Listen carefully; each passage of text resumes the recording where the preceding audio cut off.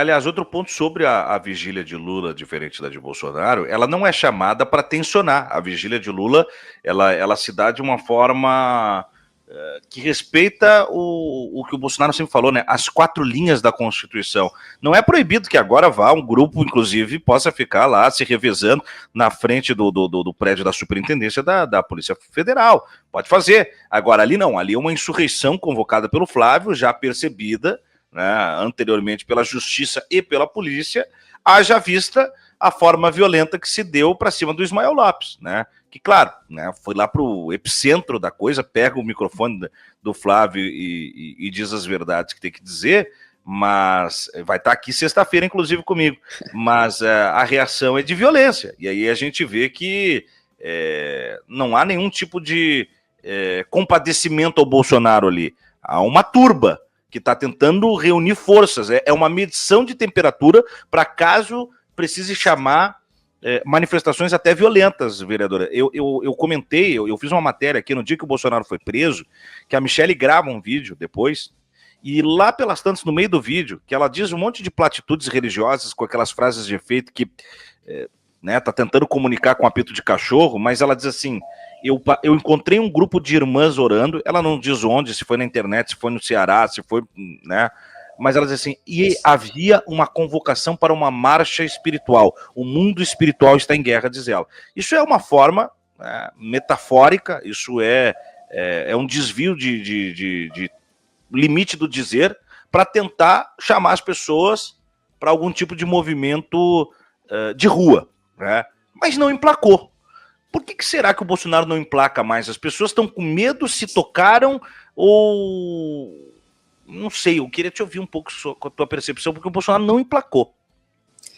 Não emplacou e não deve emplacar mais, viu, Thiago? Eu acho que a resposta, né, o efeito de entender a posição dos políticos catarinenses, por exemplo, que é o lugar onde eu atuo, os políticos catarinenses muito retraídos a partir da prisão de Bolsonaro, né, o governador Jorginho Mello se posicionando aí, dizendo que é uma prisão injusta, mas muito simplesmente se atendo, né, ao fato, né, não falam da tornozeleira, não falam que ele está adoecido, também não tentam defendê-lo na sua pessoalidade, né, mas tentam defender essa ainda ideia radical que o bolsonarismo ainda existe e se fortalece na sociedade sobre as ideias mais dúbias da incorporação de retrocessos e de violência e de ódio, sobretudo enfraquecendo o papel da política na sociedade, inclusive sendo cada vez mais prejudicial para o exercício da democracia. O que se entende é que não movimentam mais. Eu sou de uma cidade em que em 2018 deu praticamente 75%, 78% de votos para o Bolsonaro, e que recentemente, na última movimentação, uma cidade como a minha, que tem 5 deputados federais, nenhuma outra cidade no estado de Santa Catarina tem 5 deputados federais. Vale dizer que é a cidade com o maior número de representantes, e nós temos 215 mil habitantes, e cada um deles foi eleito ali entre 50 a 110 mil votos. São 5 deputados federais da extrema-direita aqui de Criciúma, e a movimentação deles foi muito discreta, com exceção dos mais radicais, né, da deputada da Tiara, conhecida por aí, que ela é daqui da minha cidade, já me processou diversas vezes, inclusive pelas minhas posições políticas, já desde 2020, então temos uma história, vamos dizer assim, né, Thiago?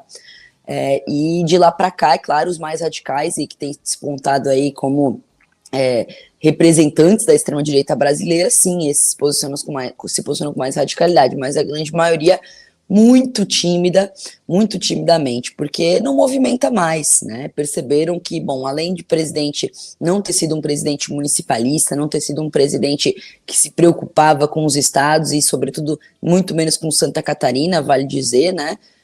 Que era o estado mais conservador, mas mesmo assim foi um dos estados que menos recebeu recursos para a infraestrutura, e que só nos 2 primeiros anos de governo Lula, ele mais do que entregou o dobro para investimento em infraestrutura para as estradas catarinenses do que nos últimos 4 anos de Bolsonaro. Então, bom, todo mundo está percebendo que se aliar com o bolsonarismo não traz mais grandes méritos.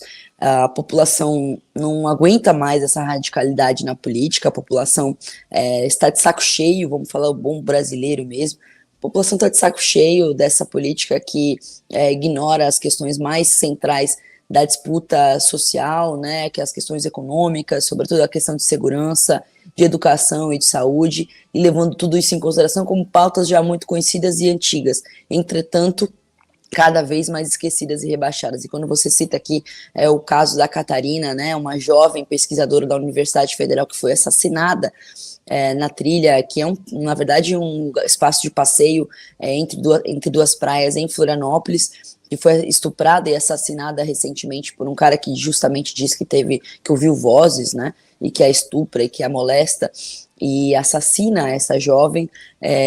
Vale dizer também o rebaixamento e a falta de percepção do quanto as políticas públicas para as mulheres no Brasil também sofreu um rebaixamento na última década. Uma falta de compreensão do que nós precisamos fazer para enfrentar o que está incutido na sociedade, que é o machismo, que é, no fim das contas, os pequenos comportamentos, pequenas formas de sobressair e de fortalecer o machismo e a cultura do estupro na nossa sociedade. Porque falar somente com a responsabilização ou com políticas públicas de assistência social para as mulheres vítimas de violência já é falar quando a violência está instaurada, quando mulheres já foram assassinadas, e acho que isso a gente está parando de fazer, que é falar dos problemas antes que eles aconteçam, voltar a acreditar na ciência como uma forma de balizar as boas e melhores políticas públicas. A gente está aqui, Thiago, imagina, tendo que falar o óbvio. Segunda-feira, na sessão da Câmara de Vereadores aqui da minha cidade, Criciúma, o debate era sobre a tilápia. Eu disse, poxa, gente, você imagina só ter que explicar para os vereadores que a tilápia não é uma espécie brasileira em 2025, né?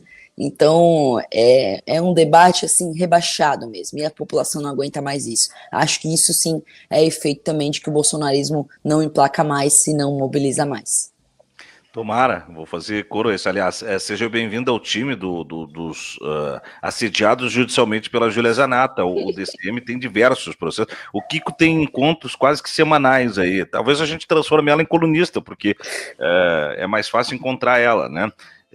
Aliás, ela é uma das líderes no Brasil, viu? De todas as searas, ao lado do Luciano Hang, do velho da Van, como líderes no ranking do assédio judicial, tá? Que é monitorado pela ABRAGE, Associação Brasileira dos Jornalistas Investigativos. E isso é muito importante também que a gente denuncie, porque é um expediente, é um recurso, é uma ferramenta usada, né, para tentar o tempo inteiro calar críticas, oposição, investigação, né, do cometimento de seus crimes.